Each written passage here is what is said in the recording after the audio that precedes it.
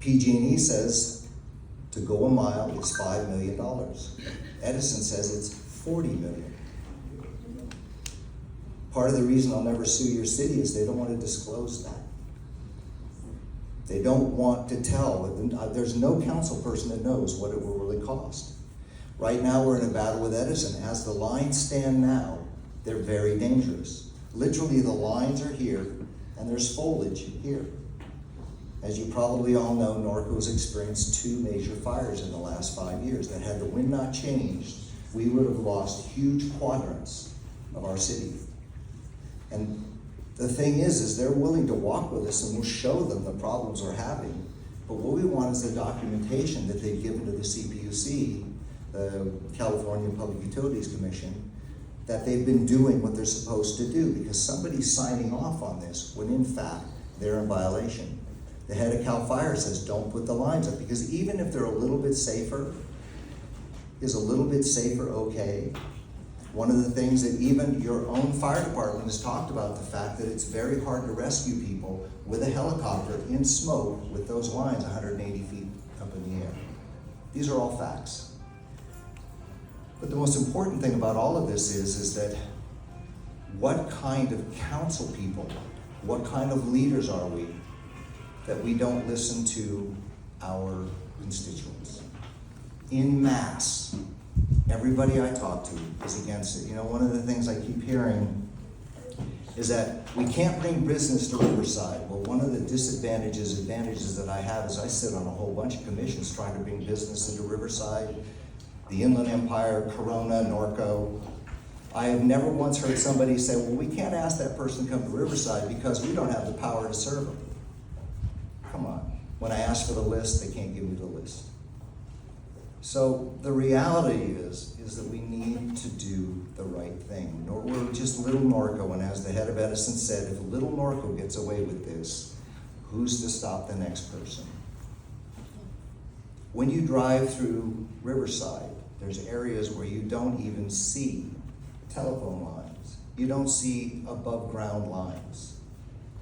One of the things I talked about the last time I was here is that area, that Hidden Valley area, back in the day when I was a kid, I grew up in Norco and Riverside and La Sierra.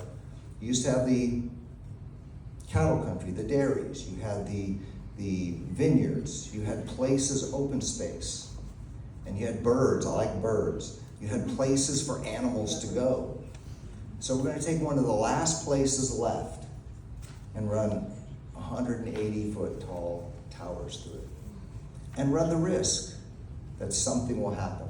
And what is really upsetting about all of that is that they're fighting us, Norco, and maybe a percentage of you, with our own ratepayer money. One of the things that came out was just went to the city council, and forgive me, I'm putting the councilman here on the spot, but I've never seen so much crap in my entire life when I saw the staff report. They don't even know what the policy, you've had a huge change in your council. You all know that. There's a significant shift.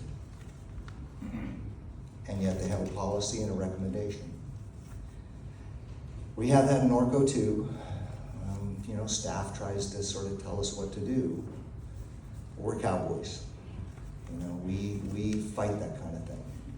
And my hope is that this council will really look to see that if we are truly the Inland Empire, that we work together and we put these things underground. If you have some questions, I'm willing to answer them, but otherwise, at this point, it's in your council's hands. By the way, one last thing, the CPUC, their entire argument was twofold. One, that nothing new has happened since the EIR was done, which, by the way, the EIR doesn't cover fire danger. 2 new cities are born. This is the #1 wildfire area in the entire United States.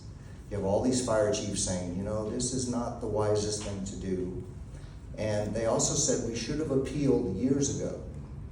The problem was the CPUC lost our paperwork twice. We were not a party to the action, so we couldn't appeal. Which, by the way, they were told that repeatedly.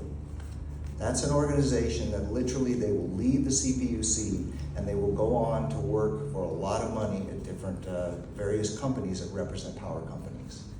The last chair, she now works for a company that worked for us, and the person that was representing us was told they could no longer represent us, otherwise they would lose clients. Those are the kind of things that we are dealing with in terms of this fight. I've personally been fighting this almost 20 years. And nobody listened. Back in the day, when you had dinosaur council people, you would have council people that they just didn't care. As you all know, where those lines were supposed to go was through your neighborhood. But in those days, who cares about a bunch of Hispanics? We'll just run through that one. And that was the attitude. People from Grupa Valley would stand up and nobody cared. Those days are done. Those days are done. You can no longer be a council person, behave in that fashion, especially in the Inland Empire when we have, no matter large, small, we have to get along. And one of the ways you get along is you respect one another enough that you say, you know what, I'm not gonna make the argument this has gone on too long. This has just gone on too long. Well, if Norco burns down, did we go on too long? And that's our fear. You know, one of the things that we have to get animals out. There's all kinds of things when we have fires that we worry about. La Sierra has the same problem. As you probably know, La Sierra for many years was the dumping ground for Riverside. And I'm just being totally candid with you. That's where you put a lot of the odd stuff. Those days have to go away too. Steve Hemingway has done a stellar job. Chuck Condor completely turned around. Clarissa, she's been awesome in terms of fighting this. And what we're looking for now is 5 votes.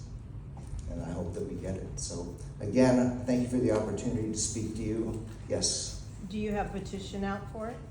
There's a petition, 500 people have signed.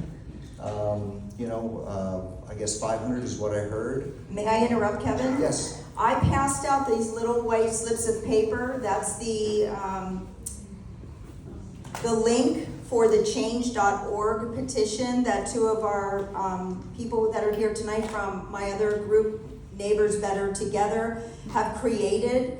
I'm going to try to get it onto my computer tonight before everybody leaves. If anybody wants to stop by and sign the petition here, you can, or take one of these little slips of paper with you tonight and sign it. And then we're also having a meeting at the City Council this coming Tuesday. So if you can come and make your voice heard or just be in the audience, because I know a lot of people don't like to speak in front, because I do, and I'm still nervous after many, many times of doing it. But we'll be there to support you if you can show up in person at the City Council in downtown Riverside this coming Tuesday.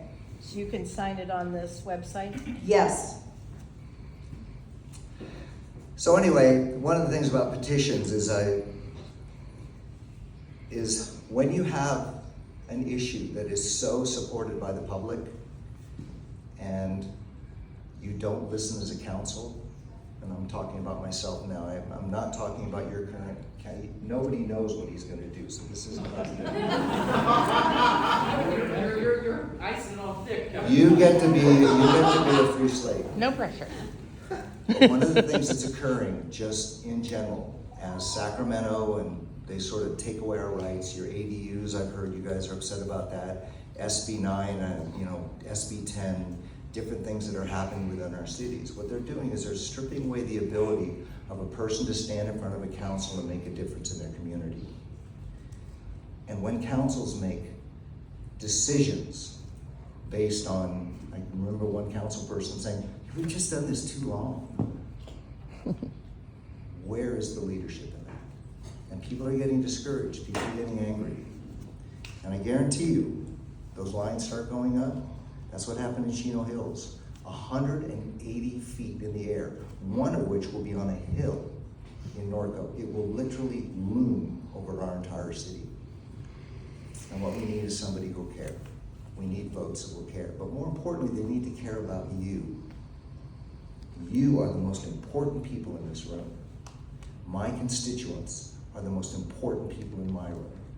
But truthfully, we are the most important, because the Inland Empire, There's things that need to happen in this community that we all need to work together on. And one of the ways we do that is we build trust and respect between the different councils. So I don't want to take up any more of your time. I really appreciate the time. I'm so impressed that you've all shown up. You're a very popular guy already. What's going to happen next week?